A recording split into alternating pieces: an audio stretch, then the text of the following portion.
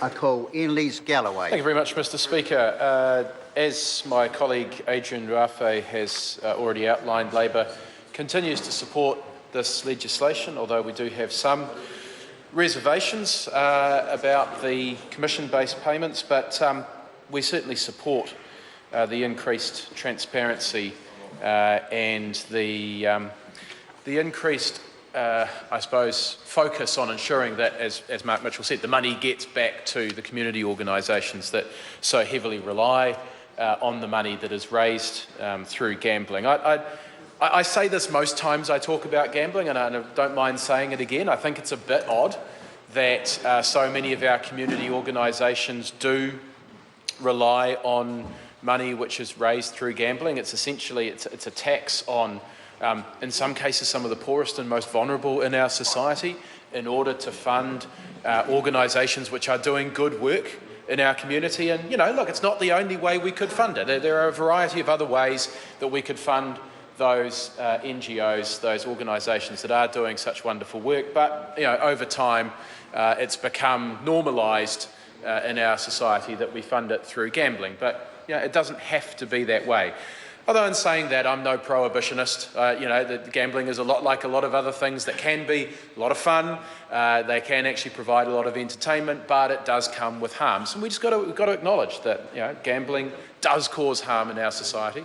And when we're trying to figure out these, the legislation and the regulations that go with it, there is a bit of a balancing act there. And we think, on the whole, this Gambling Amendment Bill number 3 gets the balance about right, but we have got some concerns around the use of commission payments to fund venues that have particularly the pokie machines. And we've rehearsed some of these arguments before, that a lot of submitters went to the Select Committee and quite rightly, I think, suggested that, you know, it's if the more gambling that occurs in your venue, the more money you get, that possibly creates an incentive to encourage a greater level of gambling, to have more machines. And we don't disagree that the system of payments to venue owners had to change. There was an incentive, in fact,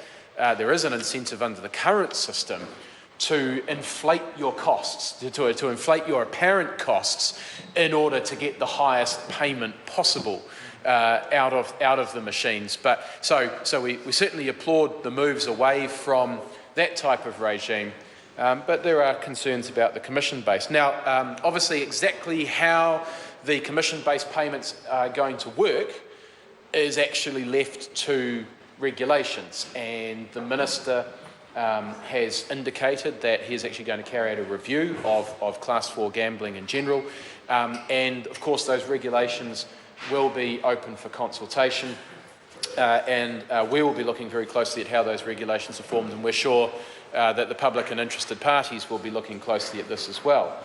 And one option that is available to the Minister when he is considering what those regulations look like is to have some sort of cap on the commission-based payments. So you could have a percentage commission but that may then have a dollar value cap. So you can take a commission up to a certain dollar value, and then once you go, if you have a greater volume of gambling that would take you past that dollar value on the commission basis, there's nothing to be gained from doing that.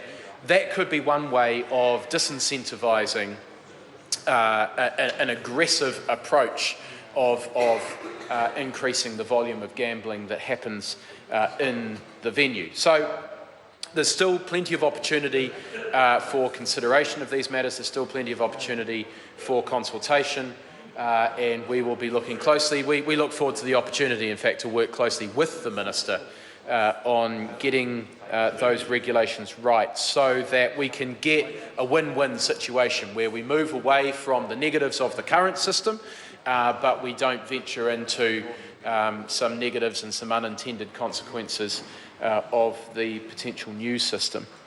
There is something missing from this legislation, and many submitters pointed this out.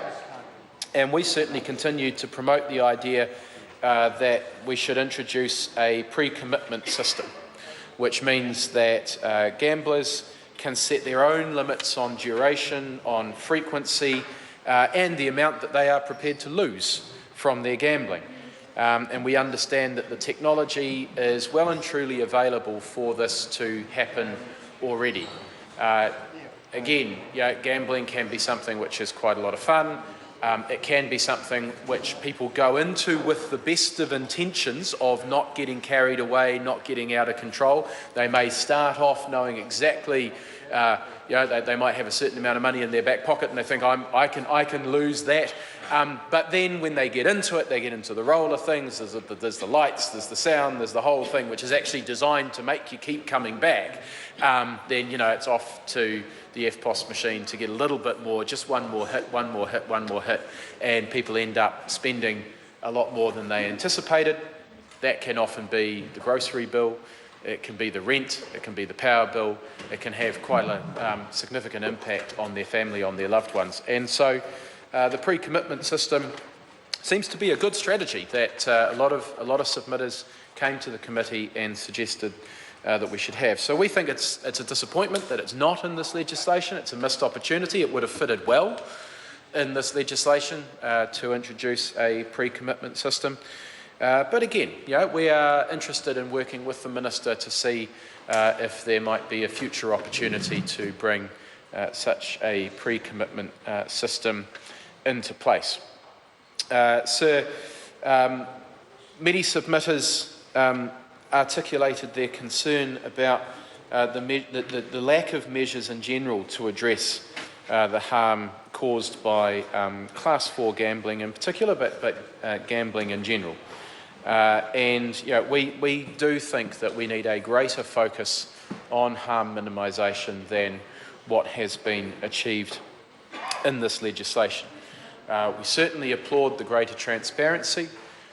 We applaud the fact that there is a focus on ensuring that money does get back to those NGOs. But the truth is, gambling does cause a large amount of harm in our society, and it causes harm, financial harm, often to those families who can least afford to be put under any more financial pressure than what they already are.